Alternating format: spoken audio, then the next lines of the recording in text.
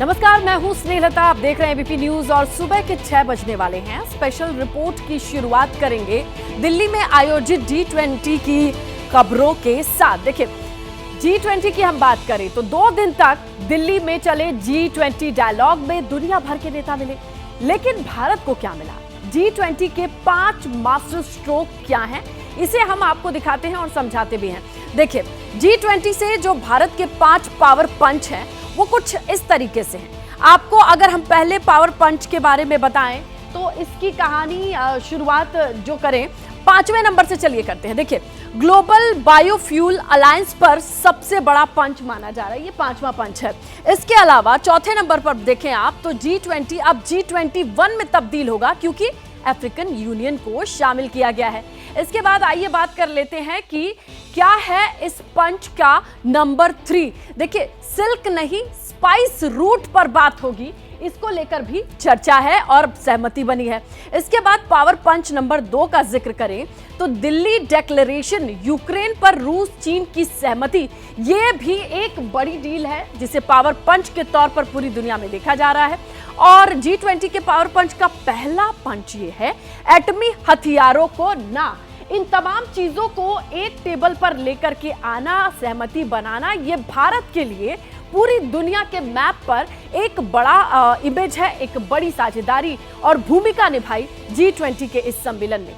ये समझौते उस वक्त हुए हैं जब दुनिया में 2 बड़े डेवलपमेंट हुए।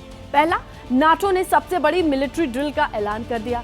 अगले साल 41,000 जवान वॉर एक्सरसाइज करेंगे।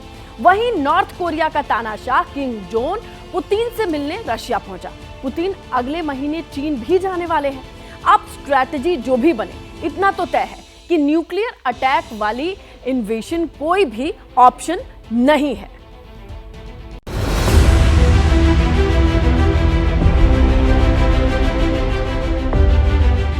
कूटनीति का इतिहास जब लिखा जाएगा, इन तस्वीरों को बार बार उकेरा जाएगा।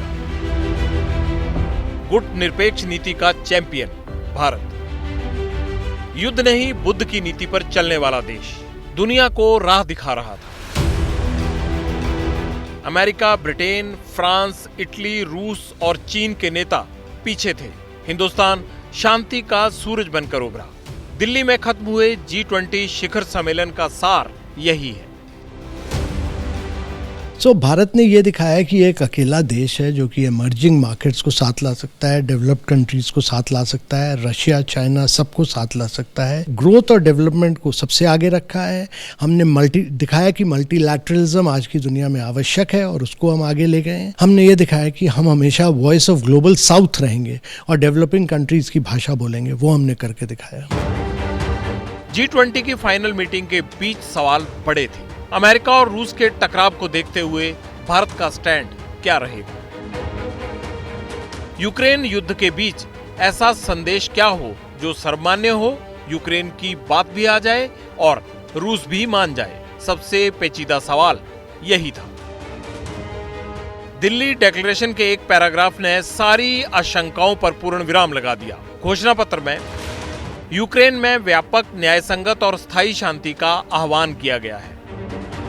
सदस्य देशों के इलाकों पर कब्जा करने के लिए ताकत के इस्तेमाल या किसी भी देश की क्षेत्रीय अखंडता के खिलाफ काम करने से बचने का आग्रह भी किया गया है। सबसे ज्यादा जोर इस बात पर था कि परमाणु हथियारों का इस्तेमाल या इन्हें चलाने की धमकी अस्वीकार्य होनी चाहिए।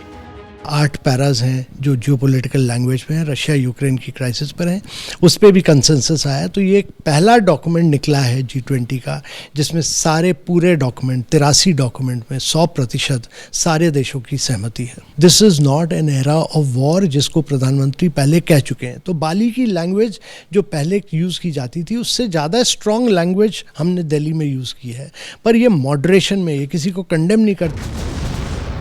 1.5 साल से रूस और यूक्रेन के बीच जंग जारी है। इस दौरान कई बार रूस की तरफ से एटमी धमकियां दी गई। अमेरिका, यूरोप को तबाह करने वाली सरमत मिसाइल के टेस्ट हुए।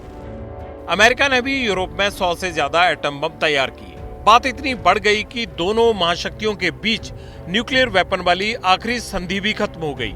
लेकिन यूक्रेन की जमीन पर हर नए हमले के साथ यूरोपीय मुल्कों की धड़कनें बढ़ जाती। कहीं इस बार रूस एटमी हमला न कर दे। मगर दिल्ली घोषणा पत्र में रूस ने कह दिया कि एटमी हमले का इस्तेमाल न्याय संगत नहीं है। यही G20 की, भारत की, हमारी कूटनीति का सबसे बड़ा मास्टर स्ट्रोक है।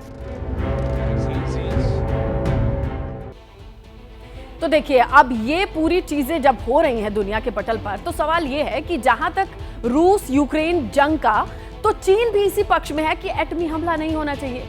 लेकिन कूटनीति के मेले में एक हमला हुआ है चीन के इकोनॉमिक प्रोजेक्ट पर।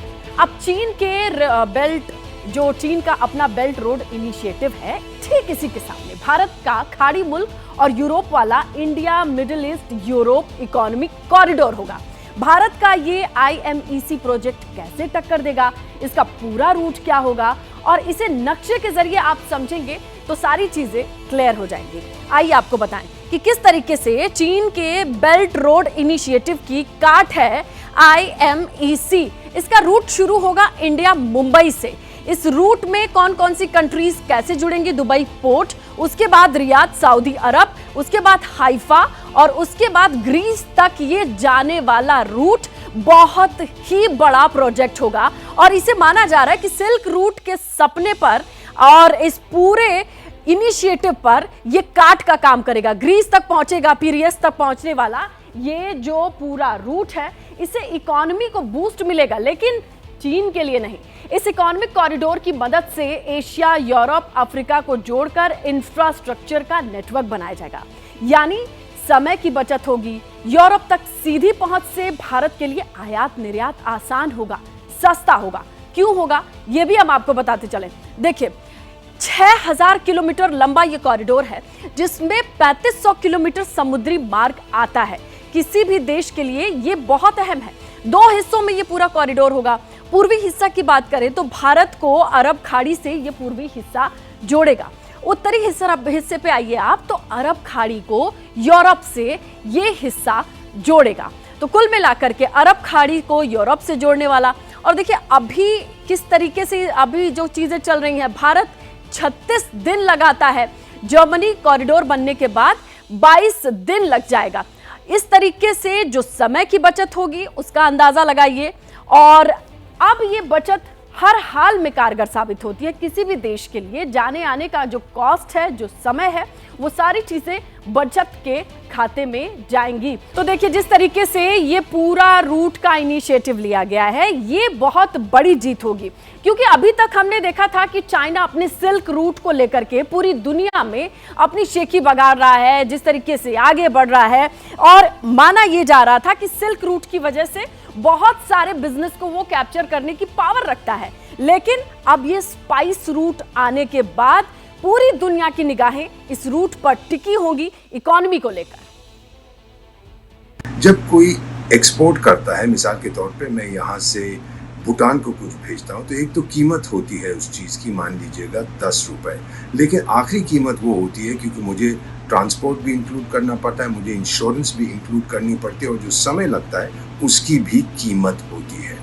तो अब क्या होगा कि ये जो India middle east Europe corridor है, इससे ट्रांसपोर्टेशन कॉस्ट बहुत कम हो जाएगी, इंश्योरेंस कॉस्ट बहुत कम हो जाएगी, समय बहुत कम हो जाएगा। अभी तक जो भारत से माल जाता है बाय सी, पहले कोलंबो जाता है ट्रांसशिपमेंट के लिए, फिर सुएज कैनाल होता हुआ फ्रांस के मार्सेई में जाता है। तो देखिए भारत का IMEC यानी India middle east Europe economic corridor सामरिक लिहाज से क्यों जरूरी है, क्योंकि चीन के बेल्ट एंड रोड इनिशिएटिव का जमीनी और समुद्री रूट भारत को चौतरफा घेरता है। BRI के 2 रूट हैं, समंदर के रास्ते, दूसरा जमीन से।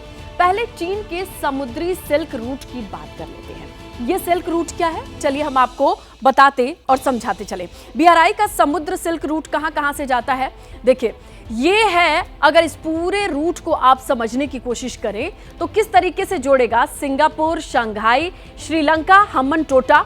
और बात अगर आप देखें तो इसके जो ब्रांचेस हैं वो दुबई और ग्वादर, जिबुती और नैरोबी और स्वेज नहर, स्वेज कनाल जिसे कहते हैं, और स्पेन तक।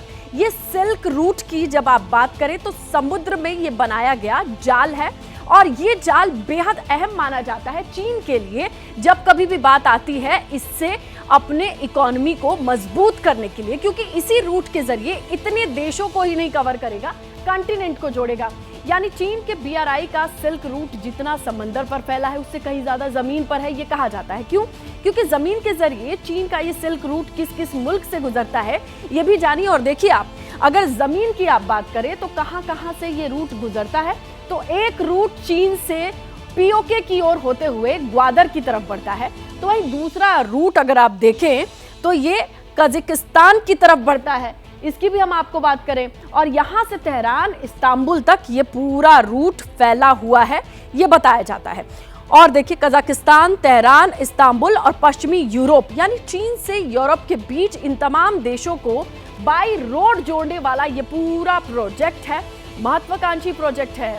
और इस प्रोजेक्ट से चीन को ये उम्मीदें हैं कि वो बिजनेस कैप्चर करेगा, बहुत आसानी से आयात निर्यात और अपनी चीजों को फैला पाएगा। तो चीन के इसी सिल्क रूट को भारत का स्पाइस रूट कैसे भेदेगा और किस रूट के जरिए भेदेगा, ये भी जानना बेहद जरूरी है। देखिए, IMEC के अगर स्पाइस रूट को आप समझना चाहें तो आपको क्या क्या चीजें जानना होगा।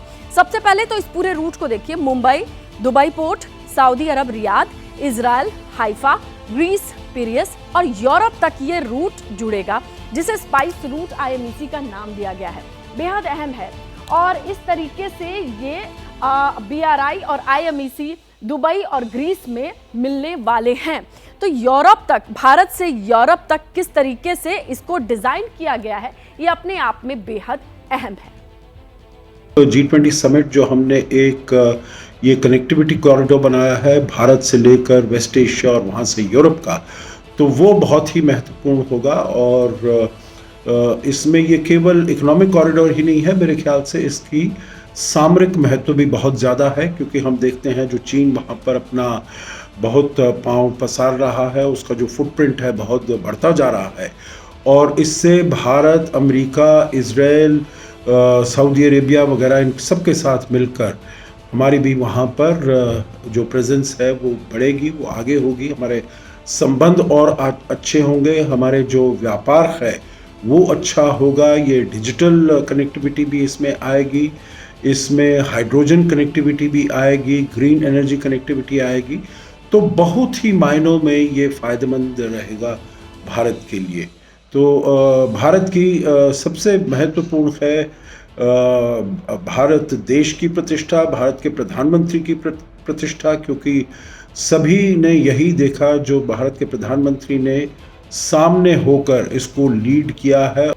इसी बीच बड़ी खबर मिल रही है, आपको बताएं G20 के 2 दिन पहले खत्म हो चुका और सभी विदेशी मेहमान अपने अपने देश लौट चुके हैं, लेकिन कनाडा के PM ट्रूडो अभी भी दिल्ली में है। वजह है उनका प्लेन दिल्ली में परसों से खराब खड़ा है। उनका प्लेन कनाडा से दूसरे प्लेन के इंतजार में है। माना जा रहा है कि आज दोपहर तक ट्रूडो और कनाडा डेलीगेशन के जाने की संभावना है। तो यहाँ टेक्निकल एरर है, विमान में खराबी, इस वजह से आज दोपहर को उम्मीद है कि जब दूसरा विमान आएगा कनाडा से, तब ट्रूडो और कनाडी डेलीगेशन यहां से जा पाएंगे। इसी बीच ट्रूडो की कनाडा में आलोचना शुरू हो गई है। कनाडा के अपोजिशन लीडर ने टोरंटो सन अखबार में छपी G20 के दौरान एक फोटो ट्वीट की है, जिसमें PM मोदी सभी का स्वागत कर रहे हैं, जस्टिन ट्रूडो का स्वागत कर रहे हैं, लेकिन इस फोटो को ट्वीट करके ट्रूडो के विरोधी उनके खिलाफ इस्तेमाल करना शुरू कर चुके हैं। लिखा यह गया है, ट्रूडो को आगे बढ़ने का इशारा कर रहे हैं PM मोदी। दरअसल PM मोदी ने खालिस्तान मुद्दे पर ट्रूडो को जमकर सुनाया था। ट्रूडो के पास बोलने के लिए कुछ था नहीं, लेकिन फिलहाल कनाडा में ही जो अपोजिशन है वो ट्रूडो को घेर रही है। चलिए आगे बढ़े, बात करें विदेशी मीडिया की। बातचीत हमने कर ली। इस दौरान अगर भारत की डिप्लोमेटिक पावर की बात करें तो एक और एग्जाम्पल सामने आया, एक और उदाहरण सामने आया है। G20 समिट में सऊदी अरब के क्राउन प्रिंस और अमेरिका के राष्ट्रपति जो बाइडेन के साथ प्रधानमंत्री की एक पिक्चर आती है, जिसमें वो नजर आते हैं। सऊदी अरब और अमेरिका के बीच हाल ही में दूरियां बढ़ी हैं, लेकिन ये नई मुलाकात नए वर्ल्ड ऑर्डर का आईना है। सऊदी क्राउन प्रिंस भारत सरकार के मेहमान बनकर आए हैं। सवाल है कि सऊदी अरब और इंडिया की नजदीकियां पाकिस्तान के लिए क्या संदेश देती है? क्या पाकिस्तान को उसके रहनुमाओं ने अकेला छोड़ दिया है? ये सवाल अब पाकिस्तान के सामने है। डिप्लोमेसी का winner Bharat game changer, Bharat Saudi महाडील। एक दौर वो भी था जब खाड़ी से आए वीवीआईपी मेहमान अगर दिल्ली आते थे तो इस्लामाबाद विजिट मस्ट होती थी। वर्तमान में ये मिथक टूट चुका है। सऊदी अरब के क्राउन प्रिंस मोहम्मद बिन सलमान पाकिस्तान का दौरा रद्द करके स्टेट विजिट पर भारत आए। अपने साथ करीब 100 बिजनेसमैन और 7 मंत्रियों का डेलीगेशन भी लाए। पहले राष्ट्रपति भवन में क्राउन प्रिंस का भव्य स्वागत हुआ, गार्ड ऑफ ऑनर दिया गया। फिर हैदराबाद हाउस में मोदी और एमबीएस के बीच द्विपक्षीय बातचीत का दौर चला। सऊदी और भारत के बीच व्यापार नेक्स्ट लेवल पर पहुंच गया। सऊदी अरब हमारे सबसे महत्वपूर्ण स्ट्रेटेजिक पार्टनर में से एक है। हमने हमारी करीबी साझेदारी को नेक्स्ट लेवल पर ले जाने के लिए कई इनिशिएटिव की पहचान की है। Indians in Saudi Arabia had a large part in the economic growth of Saudi Arabia. Today, they are 7% of the population of Saudi Arabia. PM Modi ने ट्वीट करके बताया कि दोनों देशों में grid connectivity, renewable energy, food security, semiconductors और supply chain को लेकर सहयोग पर चर्चा हुई।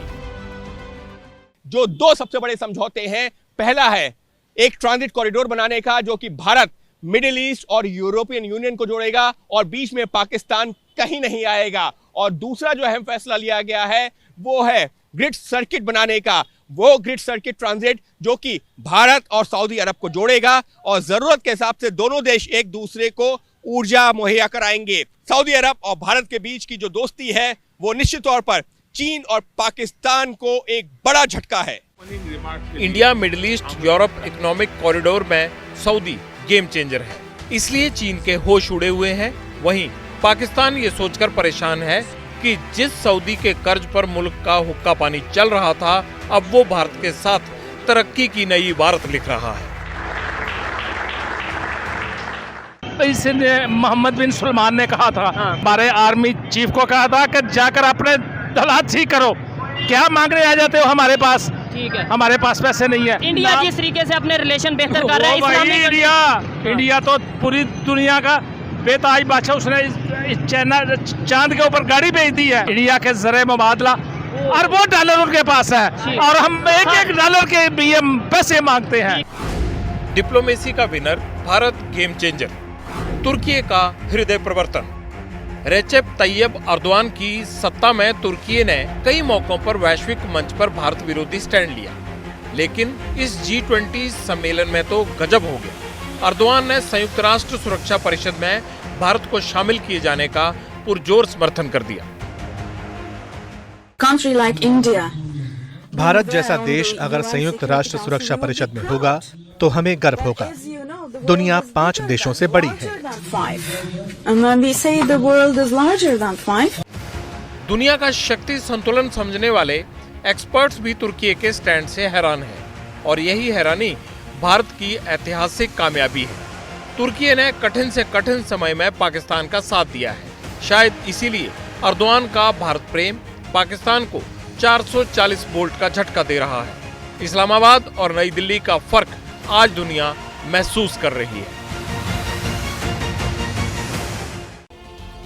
अगर आप स्मार्टफोन का इस्तेमाल करते हैं, वैसे शायद ही कोई होगा जिसके पास स्मार्टफोन ना हो, लेकिन बच्चे हो या बुजुर्ग सबके हाथ में स्मार्टफोन दिख ही जाता है। कई ऐसे ऐप होते हैं, लेकिन एक ऐप ऐसा है जो सबसे ज्यादा लोग इस्तेमाल करते हैं। मैसेजिंग ऐप की बात कर रहे हैं, मतलब व्हाट्सएप की बात कर रहे हैं। इस ऐप को मोस्ट यूजफुल ऐप माना जाता है। आज व्हाट्सएप से जुड़ी एक बीमारी का जिक्र आपसे करना है जो आपको अपनी जकड़ में ले सकता है। व्हाट्सएप से एक बीमारी होने लगी है, नाम है व्हाट्सएपेटाइटिस। फिर से बताते हैं, व्हाट्सएपेटाइटिस इसका नाम है। अजीब सा लगता है ये नाम। पहले बीमारी के बारे में समझ लीजिए, फिर आपको इसका मतलब भी हम बता देंगे। इस बीमारी की वजह है फोन पर लगातार मैसेजिंग। स्मार्टफोन पर टाइपिंग और टैप के लिए अंगूठे का इस्तेमाल करते हैं। इसे अंगूठे के निचले हिस्से में दर्द होने लगता है। अंगूठा ज्यादा चलाने से उनकी मांसपेशियां जो मसल्स हैं वो सूज जाती हैं। अंगूठों में झंझनाहट होने लगती है या फिर वो सुन्न पड़ने लगते हैं। कई बार कलाइयों में भी दर्द महसूस होता है। ऐसा क्यों? क्योंकि यूजर औसतन हर रोज 3 से 4 घंटे स्मार्टफोन को देता है, उस पर लगा रहता है। ये भी हम आपको बताते चले कि किस तरीके से इस बीमारी के सिम्टम्स हैं वो महसूस किए जाते हैं। ये कंडीशन महिलाओं में ज़्यादा मात्रा में पाई जाती है। इसके अलावा जो लोग स्मार्टफोन का अधिक इस्तेमाल करते हैं या फिर लगातार बिना रुकावट या ब्रेक लिए इस्तेमाल करते हैं, उनमें भी ये ज़्यादा मात्रा में पाई जाती है। और आखिरी में, अगर स्मार्टफोन इस्तेमाल करते समय व्यक्ति के हाथ का पोस्चर या मुद्रा उचित नहीं है तो इससे भी ये कंडीशन का रिस्क बढ़ जाता है। स्मार्टफोन इस्तेमाल करने के समय आपको याद रखना है कि आपकी कलाई हो सके उतनी सीधी हो, नहीं कि बेंड हो, और आप दोनों हाथों में अपने मोबाइल को पकड़े, नहीं कि एक हाथ में, जिससे आप ये कंडीशन का रिस्क कम कर सकते हैं। तो देखिए, व्हाट्सएपेटाइटिस बीमारी के बारे में रिसर्च में क्या पता लगा, वो दुनिया की सबसे प्रतिष्ठित साइंस मैगजीन लैंसेट की रिपोर्ट से आप समझ जाएंगे। तो देखिए, स्पेन में व्हाट्सएपेटाइटिस का पहला केस जो है वो 10 साल पहले आया था। 34 साल की महिला में इसके लक्षण मिले थे। उस महिला ने 6 घंटे तक लगातार मैसेजिंग की थी। उसके फोन का वजन 130 ग्राम था। स्क्रीन पर दोनों अंगूठों के इस्तेमाल के कारण महिला की कलाइयों में भी काफी दर्द हुआ था। ये पहला केस है जिसकी डिटेल सामने आई थी। और व्हाट्सएपेटाइटिस, ये अजीब सा नाम भले लगता है, लेकिन ये बीमारी गंभीर है और असल है। कहां से मिली ये भी हम आपको बताते चले। स्पेन में पहला केस 10 साल पहले मिला। 34 साल की महिला जो कि लगातार 6 घंटे तक व्हाट्सएप का इस्तेमाल, चैटिंग करती रही और उसके बाद कलाई और अंगूठे में जो सेंसेशन हुई, जो दर्द हुआ, वो इस बीमारी को खोज निकालने का जरिया बना। यानी यहीं से खोज की गई लैंसेट की, जो कि काफी प्रतिष्ठित मैगजीन है, हेल्थ मैगजीन है, वहां से इस बीमारी का खुलासा हुआ। व्हाट्सएपाइटिस के केस में आप यूजुअली जो ट्रिगरिंग फैक्टर है उसको कम कर सकते हैं, जैसे कि मोबाइल यूज जितना बेयर मिनिमम हो सके उतना करिए। हम लोग थंब स्पाइक का अप्लाई करते हैं एक ब्रेस के तौर पे, जो थंब को रेस्ट देगा आपके। लोकली बर्फ से सिकाई कर सकते हैं। अगर इनसे भी आराम नहीं मिलता तो लोकल स्टेरॉइड इंजेक्शन हम लोग एडमिनिस्टर करते हैं। अगर इन सबसे पेशेंट को रिलीफ नहीं मिलता है तो हम फिर लास्ट रिजॉर्ट सर्जरी का करते हैं। आपको व्हाट्सएपाइटिस है तो प्लीज अपने नजदीकी डॉक्टर को कंसल्ट करें। आगे बढ़ेंगे और अब बात कर लेते हैं मिट्टी में टमाटर तेरा मोल।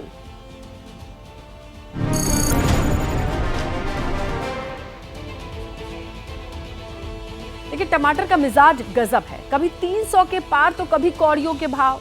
अब हर शहर में 30 से 40 रुपए टमाटर बिक रहा है। अब लेकिन जनता नहीं और कोई रो रहा है। कौन रो रहा है? वो है किसान। महाराष्ट्र में किसानों में अगर बात करें तो 80 पैसे किलो टमाटर खरीदने को भी तैयार नहीं है। इसे लेकर के निराशा है। टमाटर की इस बेकदरी से किसान परेशान है। लातूर में किसानों ने टमाटर को कचरा समझकर जमीन पर फेंक दिया, विरोध प्रदर्शन किया, क्योंकि सवाल रोजी रोटी का है। 80 पैसे में टमाटर बेचेंगे तो परिवार को क्या खिलाएंगे? आगे भी इतना मेरा नुकसान हो गया है तो एक बारिश भी नहीं थी, बारिश को इससे नुकसान हो गया है। लेकिन बारिश का ठीक है, ये निसर्ग का है, इसका चलता रहा है। लेकिन जितना मैं खेती में करा हूँ तो इतना मेरा नुकसान, आज बहुत नुकसान हो गया है। मेरे को आज जीना बहुत बड़ा मुश्किल हो गया। तो कुछ ना कुछ मेरा ऐसी ख्वाहिश है, थोड़ा टमाटर का भाव बढ़ना चाहिए। यहाँ पर मैं 3 एकड़ खेती करा हूँ टमाटर की, तो मुझे 1 एकड़ के लिए कम से कम 1.5 से 2.5 लाख रुपए खर्च आया है यहाँ पर, और मेरा उत्पन्न वहाँ पर निकल रहा है 1 लाख रुपए। तो ये किसान यहाँ पर जिंदा कैसा रहेगा? किसान को यहाँ पर भाव मिलना चाहिए। अजब टमाटर की गजब कहानी। किसानों का टमाटर क्यों कौड़ियों के भाव बिक रहा है? ऐसा क्या हुआ कि किसानों को कोई 1 किलो टमाटर 1 रुपए भी देने को तैयार नहीं है? इसकी वजह है टमाटर की बम्पर पैदावार। दूसरा, कुछ सालों से टमाटर की खेती का दायरा तेजी से बढ़ा है, खपत भी लगातार बढ़ रहा है।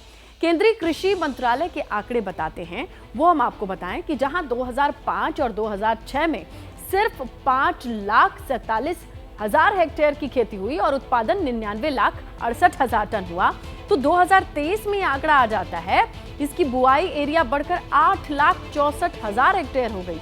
पैदावार डबल यानी 2,62,000 टन की ऊंचाई पर पहुंच गई। अगर 2023-24 की बात करें तो बुआई का रकबा बढ़ने का अनुमान है, यानी टमाटर की पैदावार और बढ़ेगी। कुल मिलाकर के डिमांड और सप्लाई का जो रेशियो है वो बिगड़ने की वजह से कभी दाम ऊपर तो कभी दाम नीचे होते हैं। लेकिन टमाटर के केस में ये जो ग्राफ है वो बड़ा अजीब सा है, कभी तो 300 रुपए किलो और कभी 1 रुपए किलो भी, यानी लागत भी नहीं निकल सकती। उस दाम पर टमाटर खरीदने को कोई तैयार नहीं है। तो पिछले कुछ समय से जब इसे देखा गया कृषि मंत्रालय की ओर से, तो समझ में ये आया कि ये खेती का रकबा यानी जितने हेक्टेयर में बुआई की जाती है लगातार बढ़ता गया है। और आगामी अनुमान ये है कि 300 रुपए किलो टमाटर बिकने के बाद कई किसानों ने मन जरूर बनाया होगा कि इस बार टमाटर की हम बम्पर खेती करेंगे। लेकिन संभल जाएं, रुक जाएं, ये आंकड़े कुछ और भी बताते हैं। आगे बढ़ेंगे। इस वक्त बड़ी खबर मिल रही है, वाराणसी के ज्ञानवापी विवाद से जुड़ी बड़ी अपडेट है। इलाहाबाद हाई कोर्ट में आज ज्ञानवापी से जुड़े 5 याचिकाओं पर फैसला सुनाया जाएगा। वाराणसी के ज्ञानवापी विवाद से जुड़ी ताजा अपडेट यह है कि हाई कोर्ट में आज पूरे दिन हलचल बनी रहने वाली है। ज्ञानवापी पर दायर 5 याचिकाओं पर तय होगा ये पूरा मामला सुनने योग्य है या नहीं। इसके साथ आपको बताएं कि हाई कोर्ट में 3 याचिकाएं 1991 में वाराणसी कोर्ट में दाखिल किए गए केस की पोषणीयता से जुड़ी है और इसके अलावा 2 याचिकाएं एएसआई के सर्वे आदेश के खिलाफ दायर की गई थी, जिन पर कोर्ट में सुनवाई की जा रही है। कुल मिलाकर के आज हाई कोर्ट से ज्ञानवापी से जुड़े जो अपडेट्स आएंगे उस पर निगाहें रहेंगी। आगे बढ़ते हैं। 3 दिन पहले आए भूकंप से मोरक्को सदमे में है, लाशों का अंबार लगा है। पूरी दुनिया मदद के लिए आगे आई है। भाषा की बंदिश बेशक है, लेकिन दर्द की जुबान दुनिया समझती है। हंसता खेलता मोरक्को अब मरघट जैसा दिखता है। गांव के गांव बर्बाद हो गए। किसी का पति हमेशा के लिए चला गया, किसी का पूरा परिवार मलबे में जिंदा दफन हो गया। सिवाय आंसुओं और विलाप के यहाँ कुछ नहीं दिखता। मदद के लिए दुनिया आगे आई है, लेकिन जलजले ने इतनी तबाही मचाई कि जख्मों को भर पाना फिलहाल नामुमकिन सा दिखता है। تلقى شي واحد حي ما مراش ما تلقى كل شيء مشى كل شيء مات. شي عمل لانه يلقى شي واحد من اللي جدنا راه 8 सितंबर रात 11:10 पर मोरक्को में सब कुछ सामान्य था। जैसे ही 11:11 हुए, धरती डोली और कयामत टूट पड़ी। दीवारें हिलने लगी, इमारतें जमींदोज होने लगी, इंसान बदहवास होकर भागने लगे। ये 1960 के बाद मोरक्को में आया सबसे शक्तिशाली भूकंप था। रिएक्टर स्केल पर तीव्रता थी 6.9। जान और माल के नुकसान का आंकड़ा लगातार बढ़ रहा है। 2500 से ज्यादा लोगों के मरने की पुष्टि हो चुकी है। حدود هذه الساعة يتم العمل ميدانيا على تقديم كل المجهودات من أجل أولا استمرار عملية الإغاثة। भूकंप से सबसे ज्यादा नुकसान मोरक्को के चौथे सबसे बड़े शहर मराकेश को हुआ है। भूकंप का केंद्र मराकेश से 72 किलोमीटर दूर हाई एटलस पर्वत श्रृंखला में था। भूकंप के 19 मिनट बाद 4.9 तीव्रता का एक और झटका लगा। आफ्टर शॉक्स का खौफ इतना है कि जिनके घर सलामत हैं वो भी अपने घरों में जाने से कतरा रहे हैं। واليوم تنعانيو بزاف من الدواء ديال السكر والطونسيون. حنا الناس مرض عندنا بالدواء والطونسيون لحد الان مازال ما تحصلناش لحد الان ما تحصلناش بالدواء ديال। ये त्रासदी बहुत दर्द भरी है।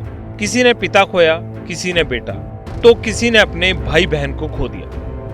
अभी भी इमारतों के नीचे कई लोग दबे हैं। रेस्क्यू और राहत बचाव में टीमें लगी हुई हैं। स्पेन, ब्रिटेन, कतर, यूएई और भारत से मोरक्को को मदद भेजी जा रही है। इस बीच मलबे में जिंदगी तलाशने का काम जारी है। पत्रकारिता कोई इमोशन नहीं है, ना अपना कोई ज्ञान देना है और ना कोई विचार थोपना है। पत्रकारिता क्या है? पत्रकारिता का मतलब है सही जानकारी इकट्ठा करना और तथ्य बताना। पत्रकारिता आज जितने महत्वपूर्ण दौर में है शायद पहले नहीं थी। इस दौर से निकलने के लिए सिर्फ सच दिखाने की जरूरत है, वो सच जो आपके हित को आगे रखे। इसलिए अब रात 9 बजे प्राइम टाइम नहीं होगा, ये आपका टाइम है।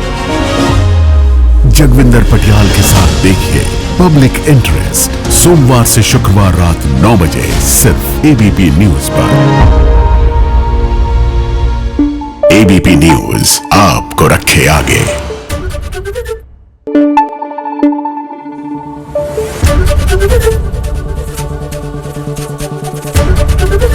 एबीपी न्यूज आपको रखे आगे।